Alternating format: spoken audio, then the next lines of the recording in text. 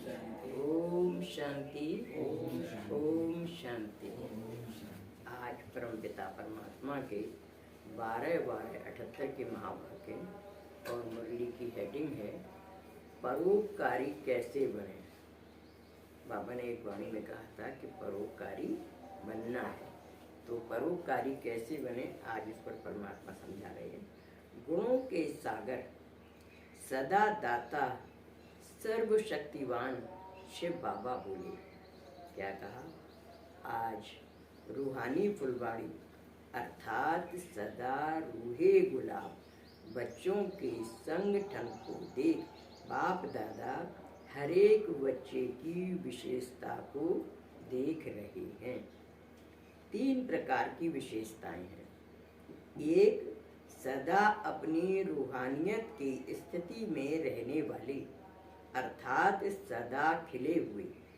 दूसरे, रूहानियत की स्थिति अनुसार सदा काल खिले हुए नहीं हैं, लेकिन निश्चय स्वरूप होने के कारण रूप की सुंदरता अच्छी है।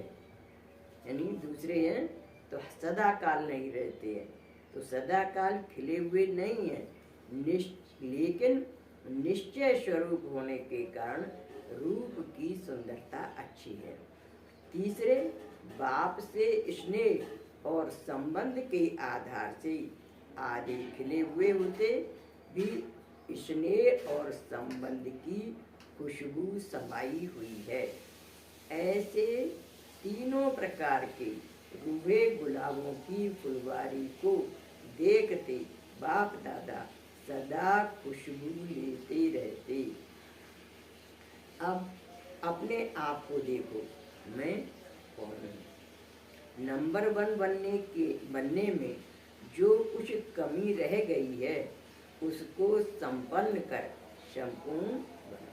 नंबर 1 माने सदा रूहानियत की खुशबू रहे, ये ऐसा बनने में जो कमी रह गई है उसको फिलअप करो, उसको संपन्न कर संपूर्ण बनो। क्योंकि संपूर्ण बाप के बच्चे भी बाप समान संपूर्ण चाहिए। हरेक बच्चे का लगन, हरेक बच्चे का लक्ष्य भी संपूर्ण बनने का है, तो लक्ष्य प्रमाण सर्व लक्षण स्वयं में भरकर संपन्न बनो। इसके लिए विशेष धारणा पहले भी सुनाई है। सदा ब्रह्मचारी अर्थात ब्रह्मचारी और सदा परोपकारी। यानी पिछली से पिछली वाणी में बताया था बाबा ने 2 बातें कि सदा ब्रह्मचारी रहो और परोपकारी रहो। परोपकारी की परिभाषा सहज भी है और अति गुह्य भी है। पहला है परोपकारी अर्थात हर समय बाप समान हर आत्मा के गुण मूर्त को देखते।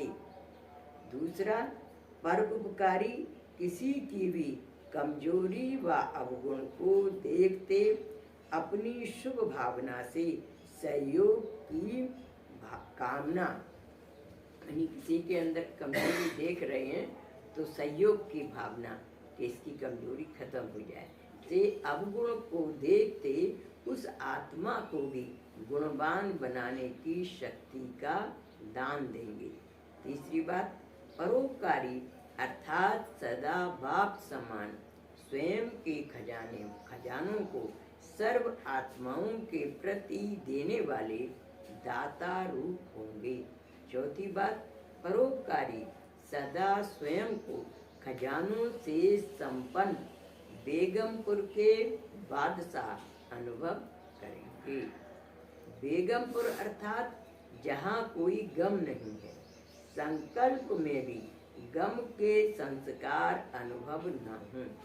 पांचवी बात, परोपकारी अर्थात सदैव विशेष रूप से अपनी मनसा अर्थात संकल्प शक्ति द्वारा, वाणी की शक्ति द्वारा, अपने संग के रंग द्वारा, संबंध के स्नेह द्वारा, खुशी के अकुट खजाने द्वारा अखंड दान करता रहेगा। यानी वो आत्मा परोपकारी हर समय देने की भावना उसके मन में होगी, अखंड दान करता रहेगा। कोई भी आत्मा संपर्क में आवे तो खुशी के खजाने से संपन्न होके जाए, ऐसे अखंड दानी होंगे। विशेष समय या संपर्क वाले अर्थात कोई कोई आत्माओं के प्रति दानी नहीं, लेकिन सर्व के प्रति सदा महादानी है। यानी विशेष समय पर, जैसे कोई लोग होते हैं ना, आज पूर्णमासी है तो दान कर दिया, एकादशी है तो दान कर दिया, तो ऐसे विशेष समय पर या विशेष आत्माओं के प्रति संपर्क में आने वाला उसके प्रति दान दिया, जिससे हमारा कोई कनेक्शन नहीं है, उसे हम क्यों दें, तो ऐसी भावना वाले नहीं होंगे। विशेष समय या संपर्क वाले अर्थात कोई कोई आत्माओं के प्रति दानी नहीं, लेकिन सर्व के प्रति सदा महादानी होंगे। परोपकारी स्वयं माला माल होने के कारण किसी भी धारणा से कुछ लेकर किसी भी आत्मा से कुछ लेकर के देने के इच्छुक नहीं होंगे। संकल्प में भी यह नहीं आएगा कि यह करे तो मैं करूं, यह बदले तो मैं बदलूं, कुछ वह बदले कुछ मैं बदलूं। यानी दूसरे से अपेक्षा नहीं करेंगे या उसने जितना दिया है मैं उसके अनुसार उसको दूं, हमेशा देने में तत्पर रहेंगे। एक बात का परिवर्तन आत्मा का और 10 बातों का परिवर्तन मेरा होगा, ऐसी ऐसी भावना रखने वाले को परोपकारी नहीं कहेंगे। महादानी बनने के बजाय सौदा करने वाली सौदागर बन जाती है। इतना दे तो मैं इतना दूंगा, क्या सदा मैं ही झुकता रहूंगा, मैं ही देता रहूंगा, कब तक कहाँ तक करूंगा, यह संकल्प देने वाले के नहीं हो सकते। ये नहीं सोचेगा कि मैं ही देता रहूं, ये सामने वाला भी मुझको कुछ दे रहा है या नहीं। जब अन्य आत्मा किसी भी कमजोरी के वश जब अन्य आत्मा किसी भी कमजोरी के वश दाता है, परवश है, संस्कार के वश है, स्वमान के वश, स्वभाव के वश है, प्रकृति के साधनों के वश है, तो ऐसी परवश आत्मा अर्थात उस समय की भिकारी आत्मा, भिकारी अर्थात शक्ति आसक्तियों के खजाने से खाली है, यानी उसके पास सारे खजाने नहीं है। ऐसी आत्मा परोपकारी की श्रेणी में नहीं आएगी। महादानी भिखारी से एक नया पैसा लेने की इच्छा नहीं रख सकते। जो धनी वाले हैं ना, उन्हें किसी से भी अपेक्षा नहीं, एक नया पैसा लेने की भी इच्छा नहीं रख सकती। यह बदले या यह करे, वह कुछ सहयोग दे, कदम आगे बढ़ावे, ऐसे संकल्प व ऐसे सहयोग की भावना परवश शक्तिहीन भिखारी आत्मा से क्या रख सकते। यानी जो आत्माएं परवश हैं, भिखारी हैं, उनसे क्या आशा कर सकते हो कि वे आपको तो सहयोग दें। तो बाबा कह रहे हैं कुछ ले करके कुछ देना, उसको परोपकारी नहीं कहा जाता। 7वां पॉइंट, परोपकारी अर्थात भिखारी को मालामाल बनाने वाली, उपकारी के ऊपर उपकार करने, अपकारी के ऊपर उपकार करने वाली, गाली देने वाले को गले लगाने वाले, अपने पर उपकारी की शुभ भावना से, स्नेह से, शक्ति से, मीठे बोल से, उत्साह उमंग के सहयोग से दिल शिकस्त को शक्तिवान बना दे, अर्थात भिखारी को बादशाह बना दे। 8वीं बात, परोपकारी त्रिकालदर्शी होने के कारण हर आत्मा के संपूर्ण सहयोग को सामने रखते हुए हर आत्मा की कमजोरी को परखते हुए उसी कमजोरी को स्वयं में धारण नहीं करेंगे, वर्णन नहीं करेंगे, लेकिन अन्य आत्माओं की कमजोरी का कांटा कल्याणकारी स्वरूप से समाप्त कर देंगे। कांटे के बजाय कांटे को भी फूल बना देंगे। ऐसे परोपकारी सदा संतुष्ट मणि के समान स्वयं भी संतुष्ट होंगे और सर्व को भी संतुष्ट करने वाले होंगे। कमाल यह है जो होपलेस में होप पैदा करे, यानी जिसके अंदर कोई उम्मीद नहीं है, होपलेस है, उसमें भी वो उम्मीद पैदा करे। नवी बात, जिसके प्रति सब निराशा दिखाएं, ऐसे व्यक्ति व ऐसी स्थिति में सदा के लिए उनकी आशा के दीपक जगा दी। जब आपके जड़ चित्र अभी तक अनेक आत्माओं की अल्पकाल की मनोकामनाएं पूर्ण कर रही हैं, तो चैतन्य रूप में अगर कोई आपके सहयोगी भाई व बहन परिवार की आत्माएं बेसमझी व बालहट से अल्पकाल की वस्तु को सदा काल की प्राप्ति समझ अल्पकाल का मान शान नाम व अल्पकाल की प्राप्ति की इच्छा रखती हैं, तो दूसरे को मान देकर के स्वयं निर्माण बनना यही परोपकार है। यह देना ही सदा के लिए लेना है।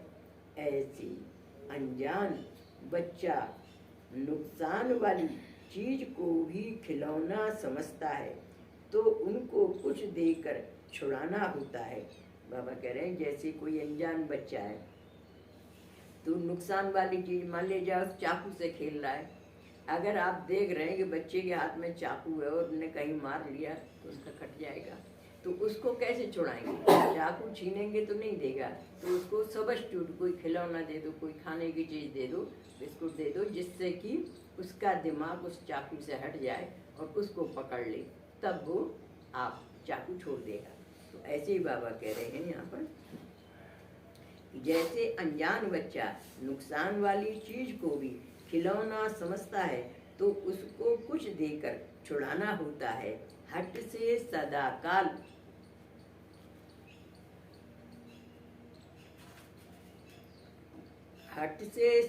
काल का नुकसान हो जाता है। ऐसी बेसमझ आत्माएं भी उसी समय अल्पकाल की प्राप्ति को अर्थात सदा के नुकसानकारी बातों को अपने कल्याण का साधन समझती हैं। ऐसी आत्माओं को जबरदस्ती इन बातों से हटाने से कश्मकशा में आकर उनके पुरुषार्थ की जिंदगी खत्म हो जाती है। इसलिए कुछ दे करके सदा के लिए छुड़ाना, ऐसे युक्त चलन से स्वतः ही अल्पकाल की भिखारी आत्मा बेसमझ से समझदार बन जाएगी। स्वयं महसूस करेंगे कि यह अल्पकाल के साधन है। ऐसी बेसमझ आत्माओं के ऊपर भी परोपकारी, यानी ऐसी बेसमझ आत्माएं हैं उनके ऊपर भी परोपकारी, ऐसे परोपकारी स्वतः ही स्वयं उपकारी हो जाते हैं। देना ही स्वयं प्रति मिलना हो जाता, महादानी ही सर्व अधिकारी स्वतः हो जाते। समझा परोपकारी की परिभाषा क्या है? कितनी माइन्यूट बातें बाबा ने आज बताई परोपकारी की डेफिनेशन। ऐसे परोपकारी ही सर्व आत्माओं द्वारा दिल की आशीर्वाद के अधिकारी बनते हैं। ऐसे परोपकारी आत्माओं के ऊपर सदा सर्व आत्माओं द्वारा प्रशंसा के पुष्पों की वर्षा होती है। समझा? अच्छा, ऐसे बाप समान सदा उपकारी, स्वयं और सर्व प्रति शुभ भावना, श्रेष्ठ कामना रखने वाले अकुट खजानों के मालिक, अखंड दानी, दिल शिकस्त को शक्तिशाली बनाने वाले, भिखारी को सदा काल का बादशाह बनाने वाली ऐसे श्रेष्ठ आत्माओं को बाप दादा का याद प्यार और नमस्ते। ऐसा श्रेष्ठ बनाने वाले बाप दादा को हम रूहानी बच्चों का याद प्यार, गुड मॉर्निंग, नमस्ते नमस्ते नमस्ते, हम सब नमस्ते।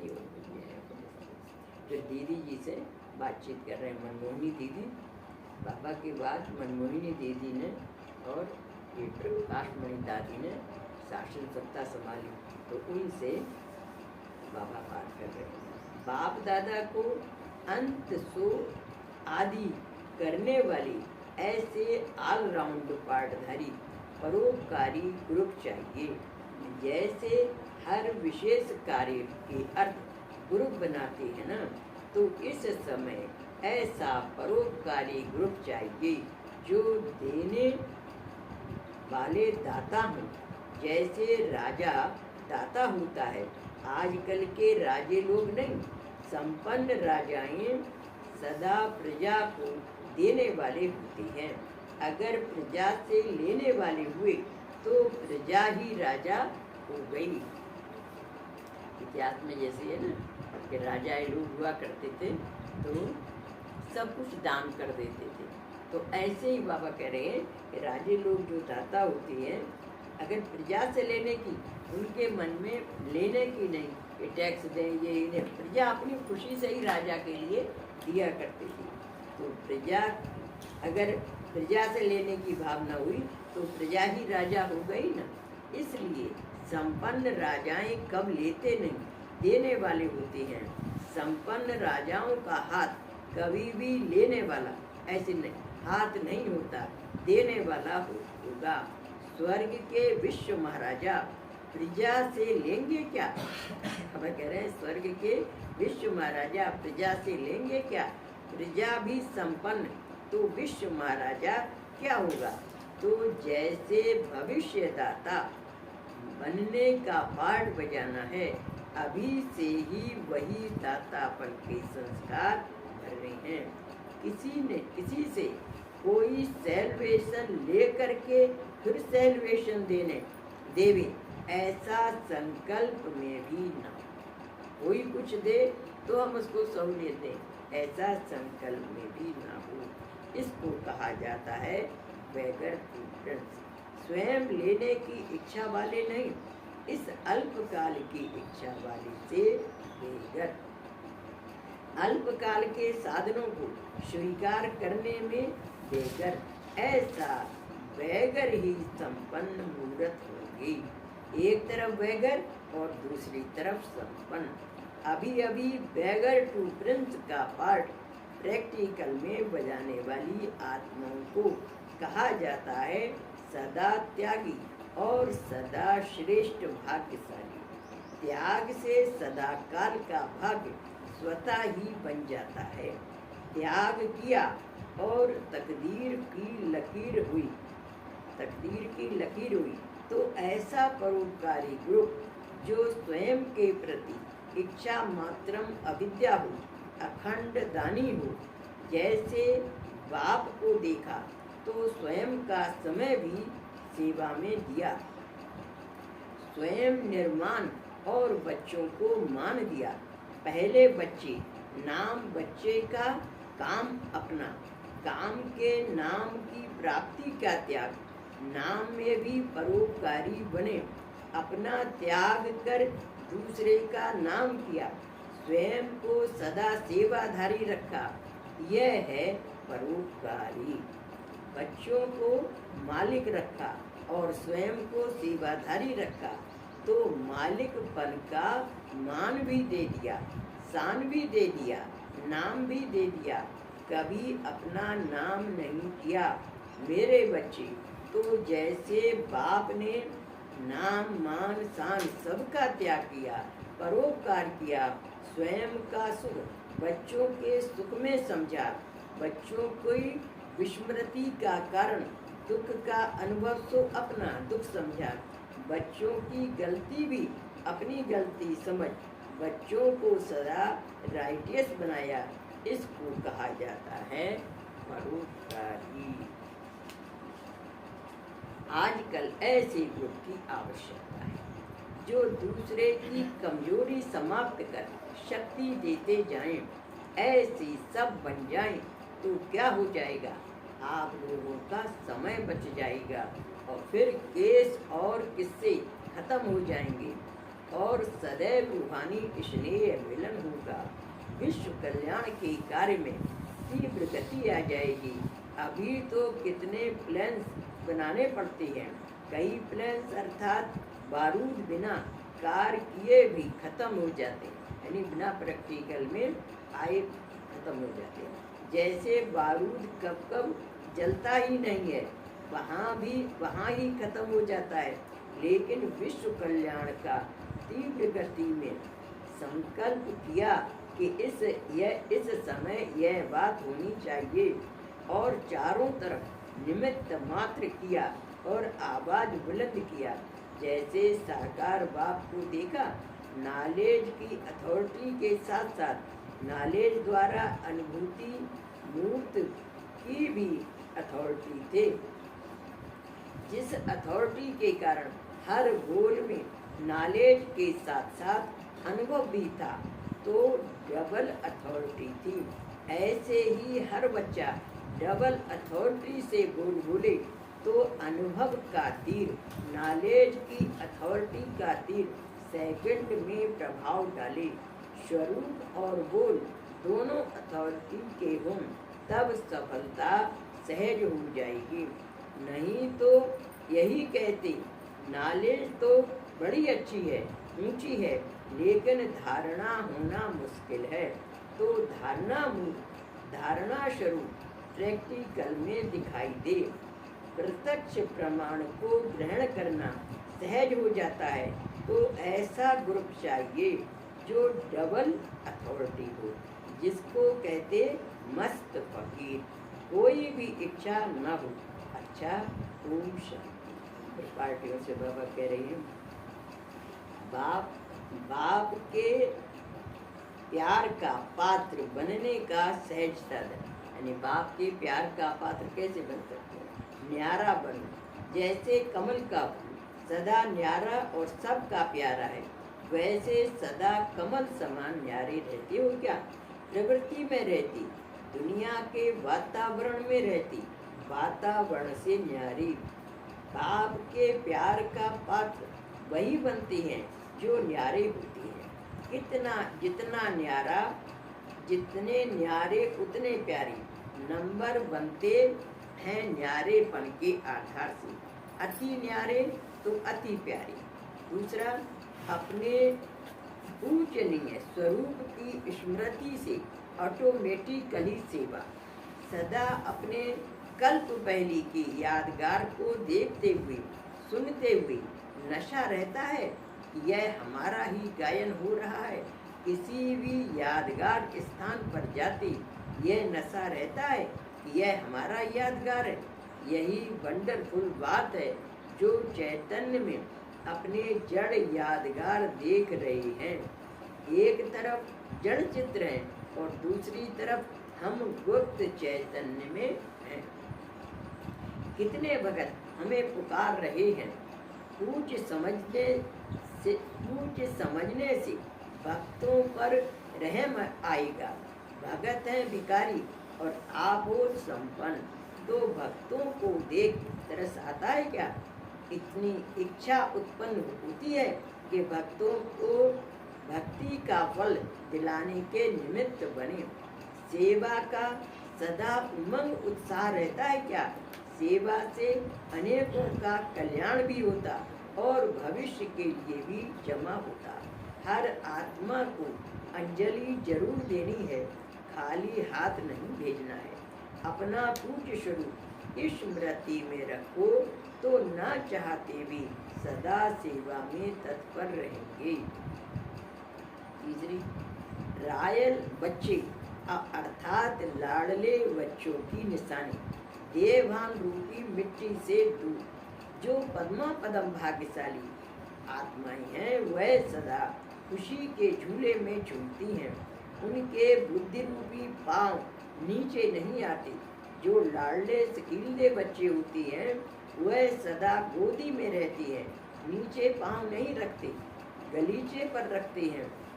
आप पद्मा पदम भाग्यशाली सकीले बच्चों का भी बुद्धि रूपी पांव सदा देवान या देह की दुनिया की स्मृति से ऊपर रहना चाहिए। अब बाप दादा ने मिट्टी के ऊपर कर तख्त नसीन बना दिया, तो तख्त छोड़कर मिट्टी में क्यों जाते हो? देवभान में आना माना मिट्टी से खेलना। संगम युग चढ़ती कला का युग है। अब गिरने का समय पूरा हुआ, अब थोड़ा सा समय ऊपर चढ़ने का है, इसलिए नीचे क्यों आते हो? सदा ऊपर रहो। ओम शांति। का एग्जाम्पल